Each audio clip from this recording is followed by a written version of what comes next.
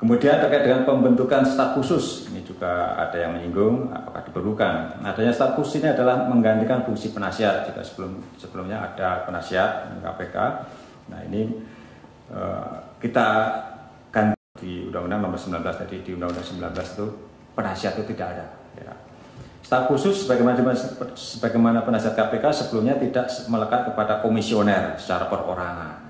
Jadi nggak bisa juga nanti misalnya saya butuh staf khusus kemudian mengangkat orang dekat saya yang paling dekat dengan saya atau yang saya kenal dengan baik. Tapi staf khusus berjumlah paling banyak 5 orang untuk memenuhi kebutuhan terkait 5 bidang strategis. Ya. Antara lain misalnya sebetulnya bergantung kebutuhan nanti bidang teknologi informasi, sumber daya alam dan lingkungan, hukum korporasi dan kejahatan internasional, manajemen dan sumber daya manusia, ekonomi dan bisnis. Ini bidang-bidang staf khusus antara lain yang tergantung kebutuhan KPK. Dan apakah harus 5? Tidak, sesuai kebutuhan. Misalnya, tahun depan KPK mau fokus pemberantasan korupsi di mana? Dari sisi penindakan dan pencegahan. Oh, kita mau fokus ke SDA, sumber daya alam. Kita nggak punya ahli di bidang itu. Kami rekrut staf khusus yang paham betul terkait proses bisnis pengelolaan sumber daya alam, misalnya seperti itu. Nah, berapa lama staf khusus itu akan menjabat? Ya sesuai kebutuhan. 1 tahun kalau kita anggap itu selesai, ya selesai. Fokusnya tahun depannya berubah ganti, ya kita ganti. Jadi tidak harus misalnya mengikuti jabatan pimpinan 4 tahun. Ya kalau nggak dibutuhkan ya sudah. Karena apa?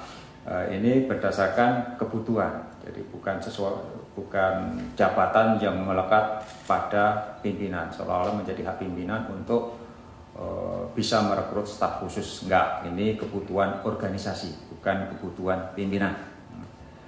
Kemudian proses pembuatan perkom. Nah, perkom ini sebetulnya merupakan amanat dari PP 41 tahun 2020 sebagaimana aturan-aturan sebagai aturan turunan dari Undang-Undang Nomor 19 tahun 2019. PP 41 sebagaimana teman-teman ketahui terkait dengan alih status pegawai KPK.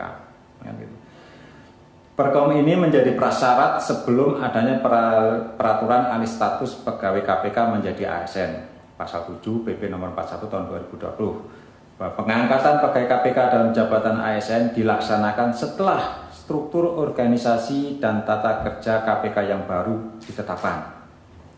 Sehingga proses berikutnya tidak dapat dilakukan jika perkom ini belum diterbitkan.